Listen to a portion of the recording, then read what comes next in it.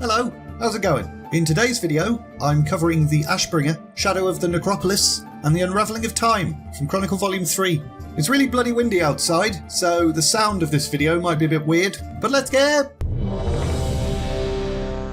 So it's been a while since we talked about some Scourge stuff.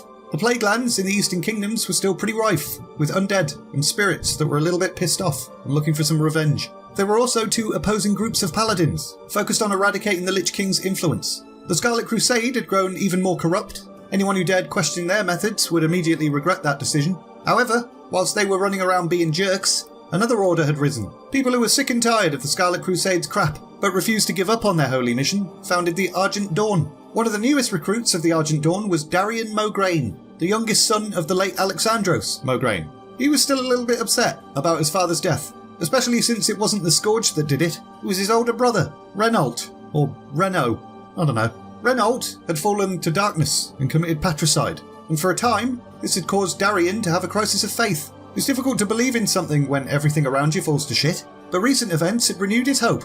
He'd learned that his father's spirit was being held captive inside the floating necropolis of Naxxramas. One of the first things he did when he joined the Argent Dawn was ask for their help in freeing his father's tortured soul, and many of them were like, yeah, alright. It was now time to make a daring assault on the well-defended fortress. How hard could the original 40-man version of Naxxramas be, anyway? Darian and his allies fought their way through the floating necropolis and faced some of the Lich King's most notable minions. The place was split into 4 wings, and eventually they reached the Death Knight wing. Here's a shocker, it was full of Death Knights. And once they cleared the room, the 4 horsemen appeared, and Darian was a little bit sad to realise that the leader of the 4 horsemen was his daddy, raised from the dead as a Death Knight. A buttload of Argent Dawn paladins died that day, probably because they didn't know the mechanics of the fight. What they should have done was take each horseman to a separate corner and rotate tanks in and out to avoid stacking too many marks of Mograine. What they actually did was run around like a bunch of headless chickens and shit their pants. Luckily, Darian managed to defeat his father and escape with his life. He'd even managed to reclaim his father's weapon,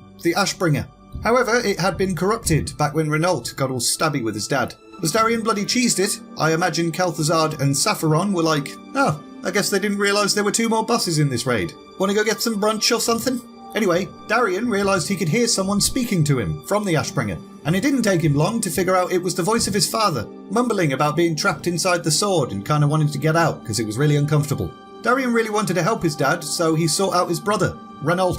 Maybe he'd know how to undo the corruption that he'd caused in the first place. But when he found him, Alexandros' spirit took control of the Ashbringer and chopped Renault's head off in an act of justice. This didn't free his spirit, he was still trapped, but he probably felt really frickin' smug now. Darian then decided to find Tyrion Fordring, an old war hero who was living in exile, like Yoda. Tyrion wasn't pleased to see the legendary weapon had been corrupted. He explained that there was no easy way to cleanse the weapon and free the soul trapped inside. And then he was like, the only thing I can think of is to perform an act of compassion that's greater than the really douchebaggy thing that defiled the weapon in the first place, mate.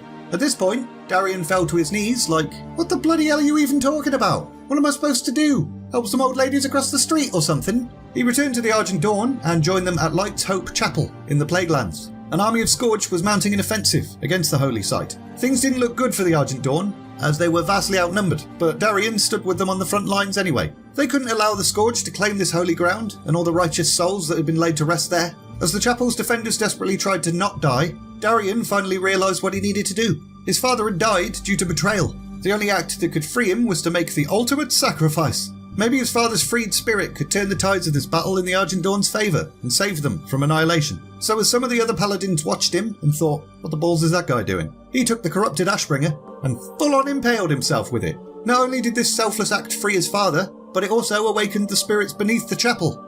And finally, these pissed off ghosts could get some of that sweet, sweet revenge on the Scourge. As a result, the chapel was saved, but many did fall defending it. And in true Warcraft fashion, this section doesn't have a happy ending. The Scourge recovered a number of the fallen, including Darian. He'd saved his father's soul, but now his own was damned. Meanwhile, the Lich King wasn't too bothered about the Scourge's defeat at Light's Hope Chapel. His agents had been watching the Horde and the Alliance. Their recent conflicts in Anchorage and Blackrock Mountain and all those other places had left both factions weakened, which is weird, because back then, player numbers were constantly growing. The bulk of the Lich King's armies was still in Northrend, but he believed this was the perfect time to strengthen his position in Kalimdor and the Eastern Kingdoms.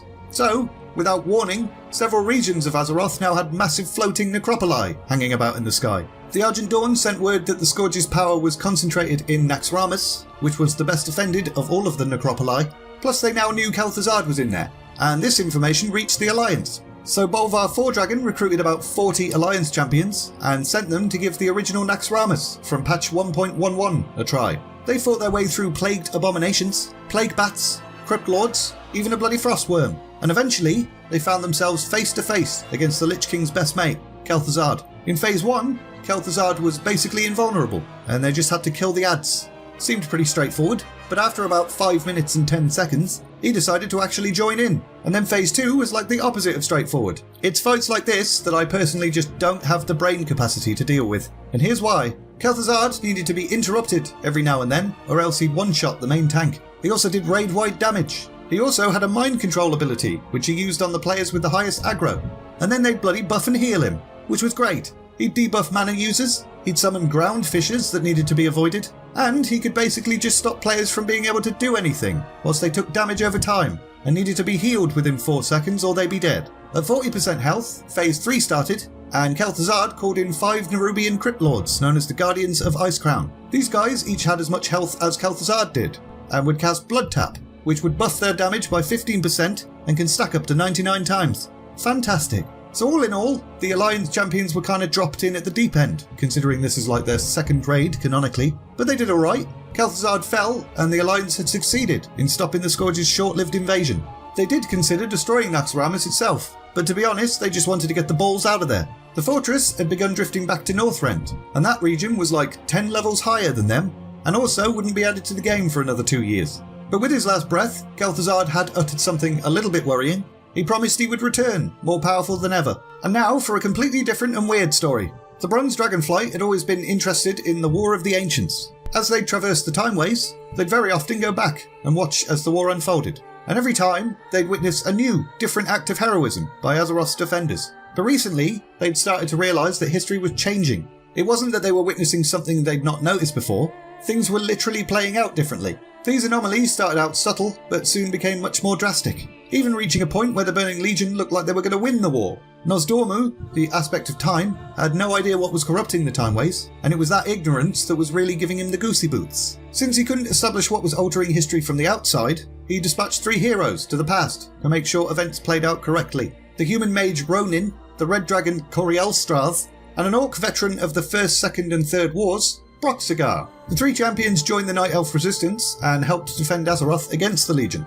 In the final battle, as events seemed to spiral out of control, Broxigar was like, sod it, and he jumped through the Burning Legion's portal. He slaughtered his way through the demon army and challenged Sargeras himself at the Legion's seat of power on Argus. And he died, obviously, because he's just an orc.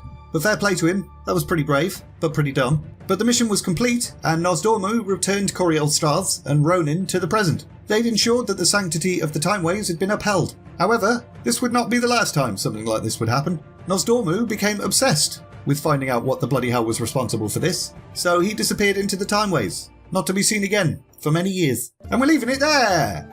Next Tuesday we're starting the Burning Crusade expansion, so Illidan stuff, Draenei stuff, Blood Elf stuff. It's going to be great. As always, thanks very much to those of you who support the channel as patrons. If anyone would like to support the channel in that way, links in the description, and there's a link to the Discord server in there as well. If you enjoyed this video, like, subscribe, all of that bollocks, and all that's left to say is, thanks for watching, and see ya!